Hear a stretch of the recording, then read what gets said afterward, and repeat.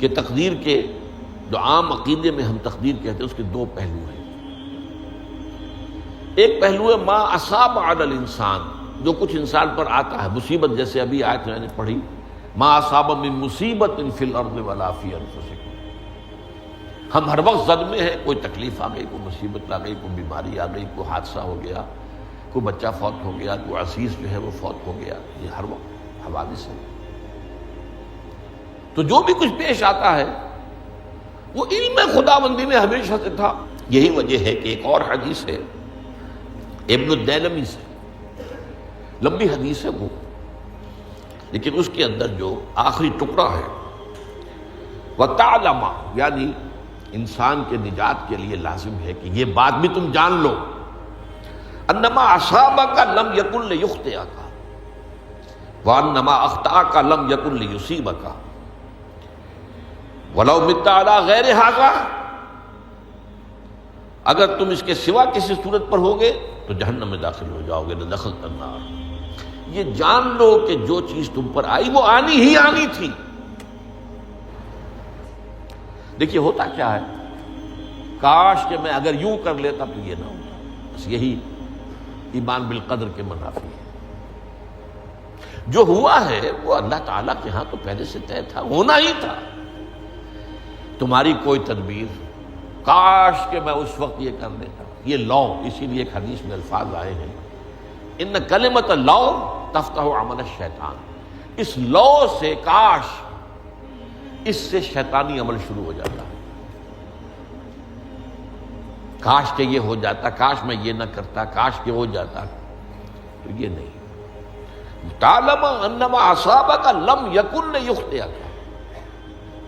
تو جان لے اس بات کو کہ جو چیز تم پر آئی ہے وہ ہرگز ٹلنے والی نہیں تھی. کوئی تدبیر تم کر لیتے، کوئی کسی وقت کوئی ہیلا کر لیتے، کوئی تم قدم اٹھا لیتے، کچھ بھی کر لیتے، وہ تو آنی ہی آنی تھی. وما انما اخطاک، جو چیز تم سے چھوٹ گئی، رہ گئی، نہیں ملی. ایک ویکنسی ایڈورٹائز ہوئی تھی، آپ نے بھی درخواست دی تھی، آپ کو نہیں ملی. اب آپ ہو کاش کہ میں نے فلاں سے سفارش کرا لی ہوتی، بس گئے. تو جو چیز چھوٹ گئی وہ چھوٹ جانی ہی تھی. اس میں قطعاً جو ہے کوئی شکل، کوئی تدبیر، کوئی سفارش، کسی طرح کا کوئی بھی ہیلا، کوئی جو ہے اس میں کارگر نہیں ہو سکتا تھا. لم یکن لیصیبک ومت علی غیر ذالک. اگر تو اس کے سوا کسی کیفیت پر تیری موت واقع ہوئی، اگر یہ یقین نہیں ہے، یہ ہے تقدیر کا وہ مفہوم کہ جس کا تعلق ہے علامہ اصاب الانسان. جو انسان کے اوپر وارد ہو رہا ہے اس کے ضمن میں تقدیر کا مفہوم کیا ہے کہ جو ہوا ہے وہ تو ہونا ہی تھا. اس میں تو کسی شک و شبے کی گنجائش نہیں، بالکل قطع اللہ تعالیٰ کا فیصلہ ہے. البتہ در حقیقت ایک دوسرا پہلو ہے ما یفعل الانسان، وہ جو انسان کرتا ہے. یہاں آ کر یہ تقدیر کا مسئلہ بہت ٹیڑھا ہو جاتا ہے. آیا میرے اندر کوئی اختیار بھی ہے کہ نہیں؟ Do I have any free choice? یا ہر شخص پہلے سے طے ہے؟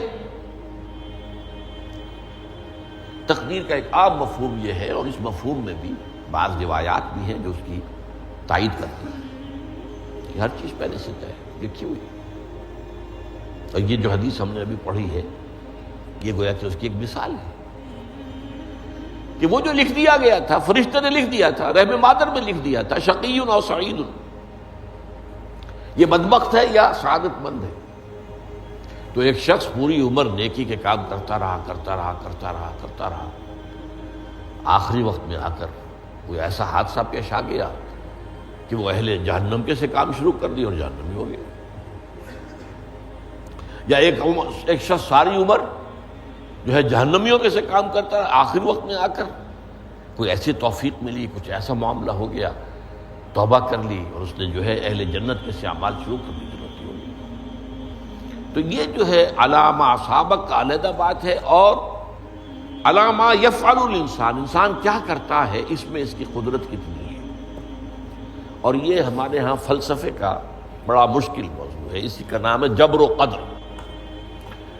ہمارے اسلاف میں بھی کچھ لوگ ایسے ہیں متکلمین میں سے، دیکھیے ہمارے ہاں ایک وہ لوگ ہیں کہ جو اس پر قناعت کرتے ہیں کہ جو اللہ نے کہہ دیا اور رسول نے کہہ دیا، اس سے آگے ہم مین میخ نہیں نکالیں گے، وہ محفوظ راستے پر ہوتے ہیں۔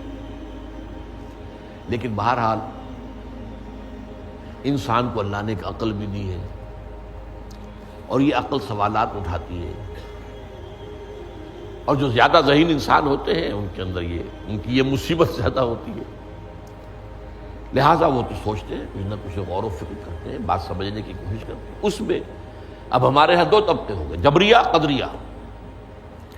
ایک نقطہ نظر یہ ہے کہ انسان مجبور محض، کوئی اختیار نہیں، اور ایک یہ ہے کہ انسان قادر مطلق ہے، جو چاہتا ہے اپنے فیصلے میں مختار مطلق ہے، وہ فیصلہ کرتا ہے۔ انہیں قدریہ کہتے ہیں۔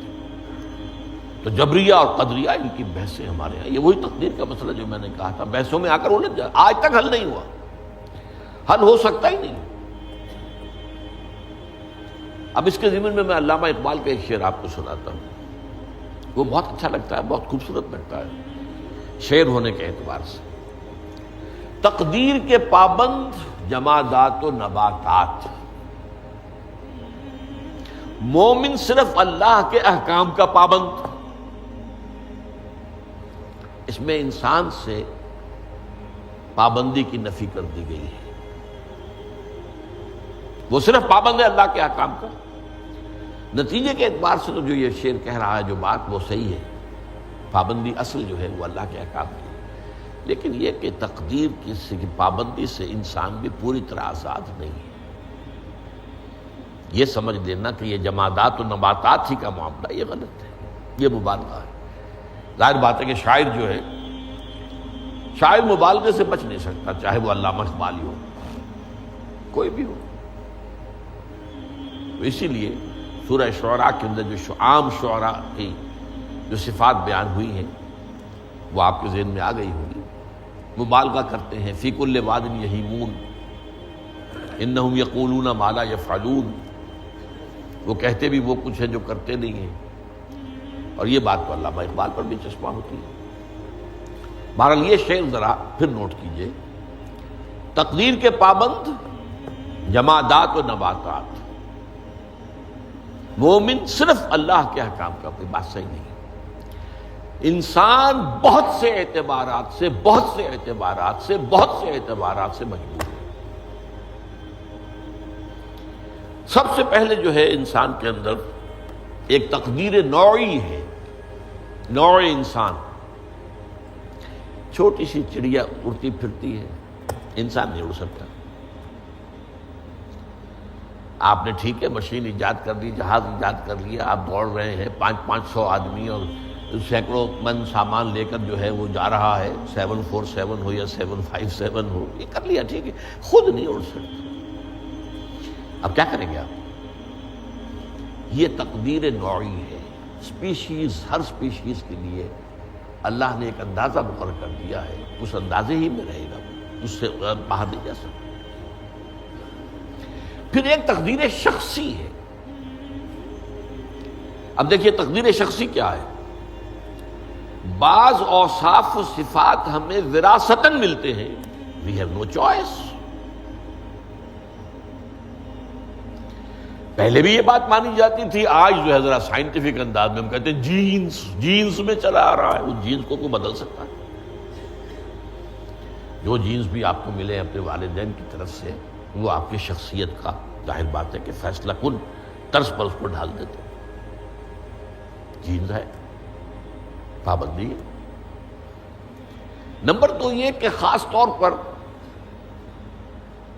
جو گھر کا ابتدائی ماحول ہوتا ہے، ماں کی گود اور ابتدائی گہوارہ گھر کا، اس کے جو اثرات مرتسم ہو جاتے ہیں شخصیت کے اوپر، وہ بھی بڑے مستقل ہوتے ہیں، پختہ ہوتے ہیں۔ ان دونوں چیزوں کو ضرب دے دیجئے، hereditary factors multiplied by environmental factors,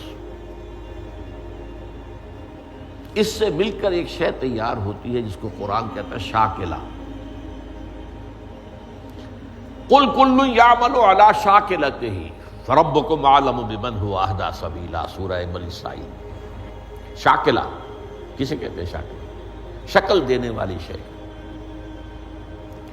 آپ کو لوہا ڈھالنا ہے، کوئی خاص پرزہ بنانا ہے، اس کا پہلے سانچہ بناتے ہیں.